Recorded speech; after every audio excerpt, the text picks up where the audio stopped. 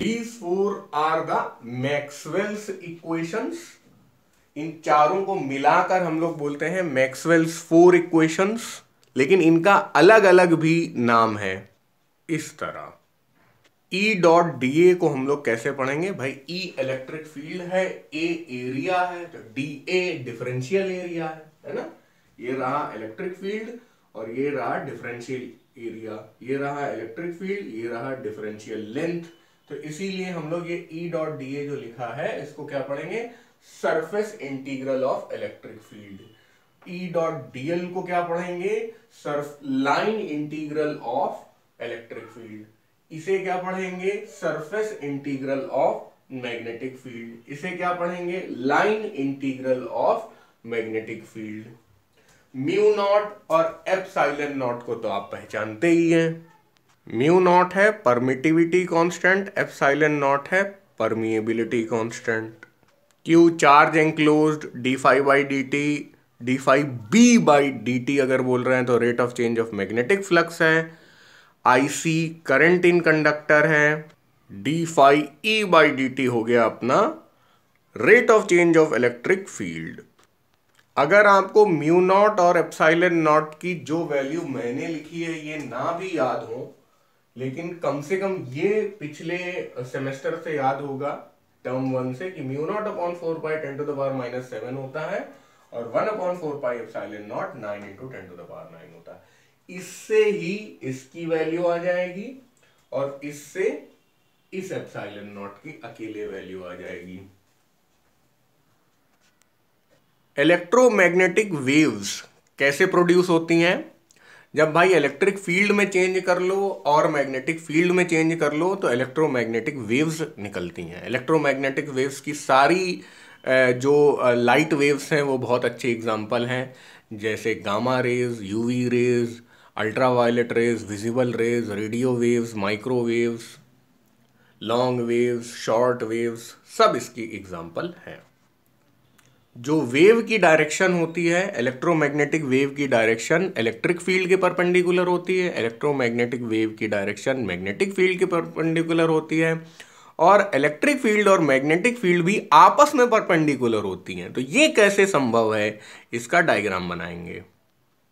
ये रही changing electric field, sinusoidal है, साइन कर्व में अपनी इलेक्ट्रिक फील्ड चल रही है, तो टाइम के हिसाब से हर समय इलेक्ट्रिक फील्ड चेंज हो रही है। E is equal to E0 sine KZ minus omega T. E0 क्या है? Amplitude of electric field. तो ब्लैक कलर से हम लोगों ने बनाई इलेक्ट्रिक फील्ड और रेड कलर से बनाई मैग्नेटिक फील्ड। अब आप देखिए कि इलेक्ट्रिक फील्ड के जो ऑसिलेशंस हैं वो एक्स डायरेक्शन के अलोंग है। देखिए कहीं पे भी आप ब्लैक कलर के एरोज देख रहे हैं तो या तो वो प्लस एक्स में है या तो वो माइनस एक्स में है, या तो वो प्लस एक्स में है या माइनस एक्स, मतलब इसके हिसाब से है ना। इसलिए एक्स यहां पे लिखा और आई कैप लिखा।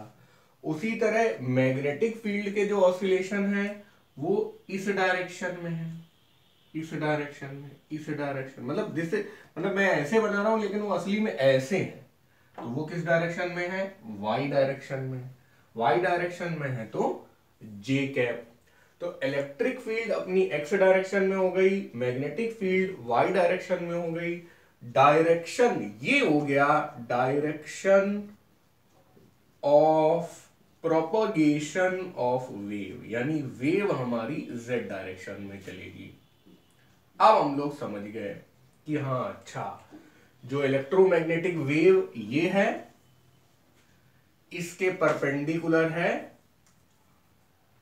Electric field. इलेक्ट्रोमैग्नेटिक वेव ये है, इसके परपेंडिकुलर है मैग्नेटिक फील्ड, और मैग्नेटिक फील्ड और इलेक्ट्रिक फील्ड भी आपस में परपेंडिकुलर है। ये इस डायग्राम से हमें समझना था। अब आप कहेंगे कि सर के, ओमेगा, जेड, टी, ये सब क्या चीज है?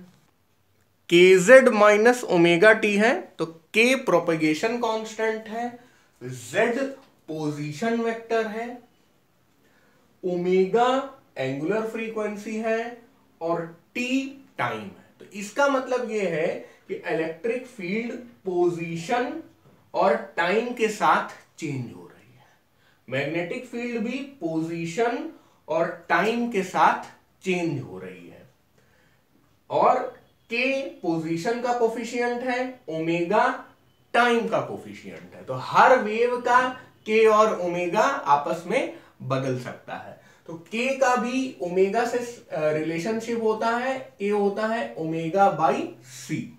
ओमेगा को आप 2 पाई न्यू लिख सकते हैं, है ना, 2, और सी को न्यू लेमडा लिख सकते हैं, है ना भाई। ओमेगा न्यू क्या है, फ्रीक्वेंसी है, न्यू क्या है, फ्रीक्वेंसी है। ओमेगा क्या है, एंगुलर फ्रीक्वेंसी। मैं लिख भी देता हूं, न्यू फ्रीक्वेंसी और लेमडा वेवलेंथ। ये तो पुराने हैं, ये सब तो जानते हैं आप। वेवलेंथ और फ्रीक्वेंसी तो बहुत दिन से पढ़ रहे हैं। तो ये कट गया। तो एक फॉर्मूला ये हो गया, K is equal to omega by C, और एक और फॉर्मूला हो गया K is equal to 2 pi by lambda. NCERT ने ये वाले पे ज्यादा फोकस किया, बट दोनों ही फॉर्मूले सही हैं और बहुत इंपॉर्टेंट है।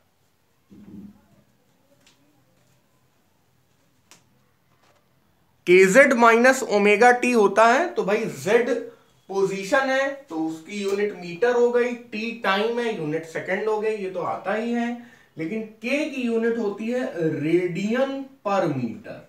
देखो ना, रेडियन पर मीटर, 2 पाई रेडियन हुआ, और लेमडा जो है वो मीटर में आ गया, इसीलिए रेडियन पर मीटर। और ओमेगा होती है एंगुलर फ्रीक्वेंसी, ये तो आप जानते ही हैं, रेडियन पर सेकेंड। ये क्लास 11th से आपने सीखा होगा, 11th में तो अच्छे से पढ़ा नहीं है शायद, है? नहीं यार, कुछ बच्चे हमेशा अच्छे से पढ़ते हैं, उन्हें आता है, ज्यादातर बच्चों को आता है, शायद मुझे ही नहीं आता। एक आखिरी बात आप याद रखिएगा, हमेशा जो ये रहता है वही ये भी रहता है। ये साइन होगा तो ये भी साइन होगा, ये कॉस होगा तो ये भी कॉस होगा, टेन नहीं हो सकता भाई। साइनोसॉइडल वेव साइन या फिर कॉस में ही हो सकती है। kz माइनस ओमेगा टी है तो ये भी kz माइनस ओमेगा टी होगा, ये माइनस होगा तो ये भी माइनस होगा, अगर ये प्लस है तो ये भी प्लस होगा। यानी कि ये दोनों वेव हमेशा कैसी होती हैं, इन फेज होती हैं, सेम फेज में होती हैं, ठीक है ना। जो इलेक्ट्रिक फील्ड का डिपेंडेंस है टाइम और पोजीशन में, सेम डिपेंडेंस मैग्नेटिक फील्ड का होगा टाइम और पोजीशन से, है ना। ये साइन है तो ये भी साइन है, मतलब ये बिल्कुल कॉपी होके यहां पे आ जाएगा हर बार। आप अगर ये आपको पता है तो ये आप अपने आप लिख सकते हैं। लेकिन E0 और B0 चेंज हो सकते हैं। जैसे E0 is the amplitude of electric field, उसी तरह जो B0 होगा, this is the amplitude of magnetic field. इन दोनों में भी आपस में रिलेशनशिप होता है। कैसा, E0 is equal to CB0, और इन दोनों में भी आपस में रिलेशनशिप होता है, E is equal to CB। आप X और Y लिखना चाहते हैं तो लिख लीजिए। ऐसा कोई जरूरी नहीं है कि ये हमेशा X डायरेक्शन में होता है, ये हमेशा Y डायरेक्शन में, ये हमेशा Z डायरेक्शन में, ऐसा कोई मैं नहीं कह रहा हूं। ये तो एक एग्जांपल है जो एनसीईआरटी ने बनाया, उसको मैं फॉलो कर। ऐसा हो सकता है कि डायरेक्शन ऑफ प्रोपगेशन X में हो जाए, भाई ये भी तो हो सकता है, ये X हो जाए, ये Y हो जाए, ये Z हो जाए, तो उस तरह से हम लोग चेंज कर सकते हैं। फिगर यही रहेगा, XYZ को आप अपने मन से चेंज करते रह सकते हैं। इलेक्ट्रिक फील्ड की यूनिट क्या होती है, न्यूटन पर कूलॉम्ब। मैग्नेटिक फील्ड की यूनिट क्या होती है, आप बताइए कमेंट्स में। सोर्सेज ऑफ इलेक्ट्रोमैग्नेटिक वेव, सबसे बढ़िया सोर्स तो अपना सन ही है। सन सच में देवता है। मैं तो हमेशा अपने स्टूडेंट से बोलता हूं, sun is the only visible god. बाकी सारे गॉड तो दिखाई नहीं देते, सन रोज दिखाई देता है। तो हर तरह की वेव जो निकलती है वो सन से निकलती है, जिसके नाम हम लोग अभी आगे पढ़ेंगे। Gamma rays, X rays, UV rays, visible rays, infrared rays, दुनिया भर की रेज, वो सब एक साथ सन से निकलती है। उसी तरह हम अपनी लैब में, जैसा मैक्सवेल ने किया था कि एक्सेलरेटेड चार्जेस से, ऑसिलेटिंग चार्जेस से, ऑसिलेटिंग सर्किट्स से भी चाहे तो कुछ वेव्स निकाल सकते हैं, इलेक्ट्रोमैग्नेटिक वेव निकाल सकते हैं, लेकिन वो एक लिमिटेड बैंड की निकलेगी। सन की तरह पूरा स्पेक्ट्रम नहीं होगा। तो इलेक्ट्रोमैग्नेटिक वेव अगर हम निकाल रहे हैं किसी ऑसिलेटिंग चार्ज से, तो जो चार्ज की ऑसिलेशन की फ्रीक्वेंसी होगी वही इलेक्ट्रोमैग्नेटिक वेव की फ्रीक्वेंसी भी होगी। बहुत इंपॉर्टेंट है, मतलब इस पे एक सवाल भी है एनसीईआरटी में आपको मिलेगा, तो ये याद रखिएगा कि दोनों की फ्रीक्वेंसी बराबर है। चार्ज की फ्रीक्वेंसी वही होती है, वेव की फ्रीक्वेंसी वही होती है। ठीक है। अब जैसे मान लो ऑसिलेटिंग सर्किट में हम लोग चले जाएं, एलसी वाला जो हम लोग ने अल्टरनेटिंग करंट में पढ़ा था, है ना, याद दिला देता हूं। एल इंडक्टेंस होता है, सी कैपेसिटेंस होता है, ऐसी शक्ल होती है। तो जब रेजोनेंस होता था तो रेजोनेटिंग फ्रीक्वेंसी का हम लोग ने फॉर्मूला पढ़ा था 2π√LC। तो अब मान लीजिए आपने रेजोनेंस करा लिया ऑसिलेटिंग सर्किट की, ये फ्रीक्वेंसी है, तो यही फ्रीक्वेंसी इलेक्ट्रोमैग्नेटिक वेव की भी हो जाएगी।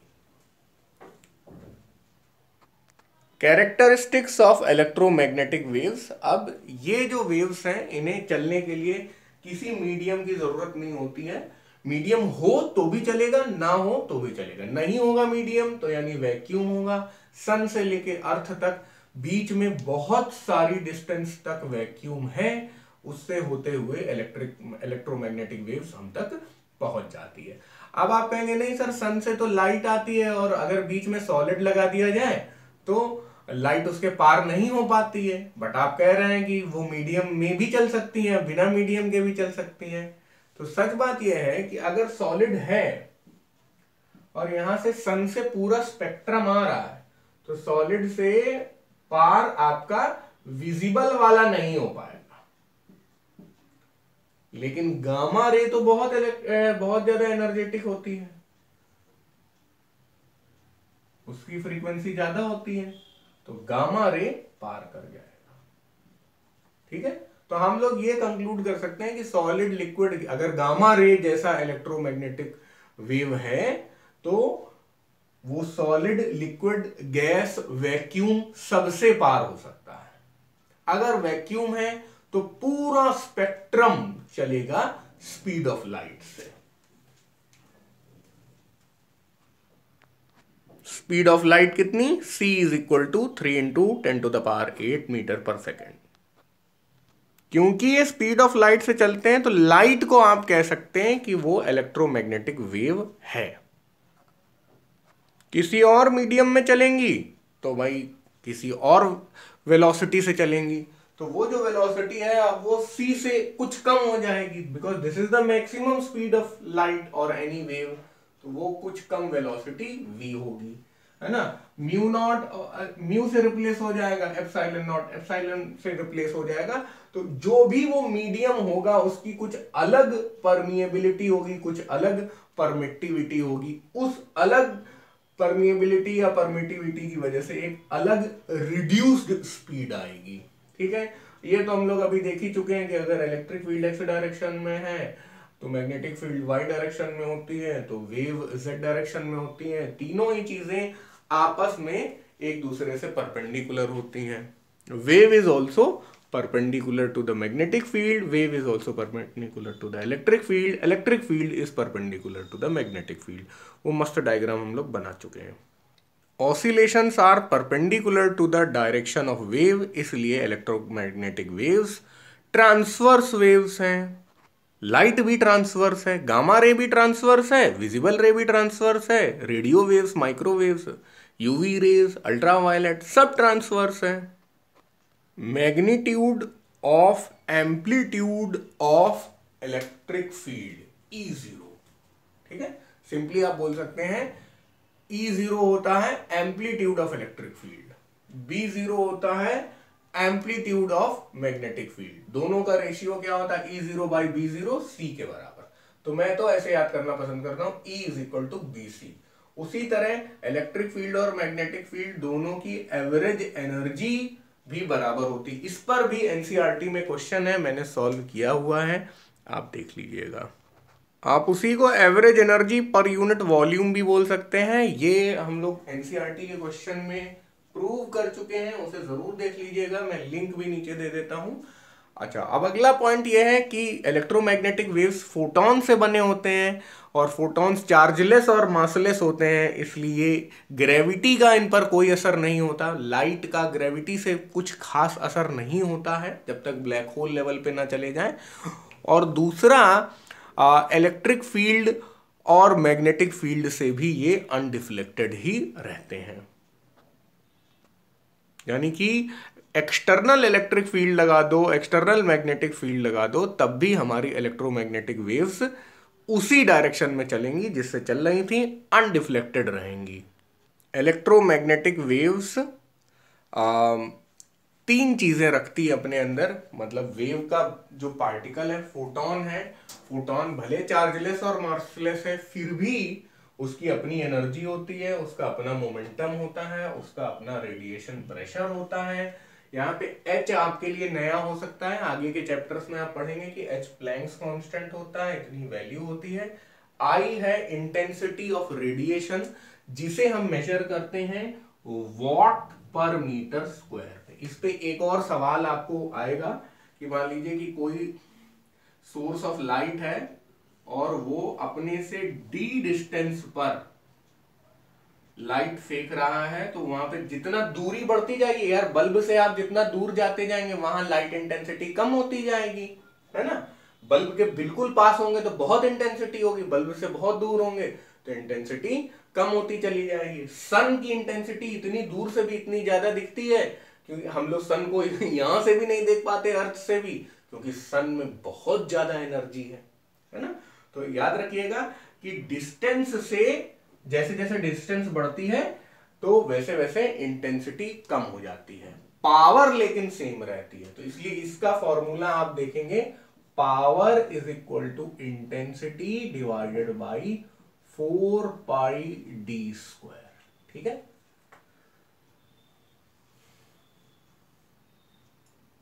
तो पावर इंटेंसिटी से डिवाइड कर देते हैं 4 पाई डी स्क्वायर को। और 4 पाई डी स्क्वायर क्यों है यार, क्योंकि डी रेडियस का एक स्फीयर बन रहा होगा, उसका surface area 4 pi D square है, समझना। जैसे मान लीजिए ये लाइट सोर्स है, लाइट सोर्स से इधर भी लाइट जा रही, इधर भी जा रही, इधर भी जा रही, स्फेरिकल वेव फ्रंट बनाएगा वो। मतलब मैं वेव फ्रंट बोलना नहीं चाहता हूं, भी बाद में पढ़ाया जाएगा। मतलब यार जो अगर हवा में बल्ब लटका हुआ है, जैसे सन एक हवा में लटका हुआ बल्ब है कि नहीं है, वैक्यूम में लटका हुआ बल्ब है, ठीक है। तो उससे सब डायरेक्शन में स्फेरिकली लाइट जा रही है, तो किसी एक स्फीयर को हमने चुन लिया, उसका सोर्स ऑफ लाइट से रेडियस यानी डिस्टेंस d है, तो ये पूरा जो स्फीयर बनेगा उसका सरफेस एरिया क्या होगा, 4 pi D square. Power emitted constant है, लॉस ऑफ पावर होता नहीं है, तो इस स्फीयर में जो पावर होगी वो कैसे दी जाएगी, intensity divided by 4 pi D square, ठीक है। इसीलिए पावर हो गई वॉट और इंटेंसिटी होता है वॉट पर मीटर स्क्वायर।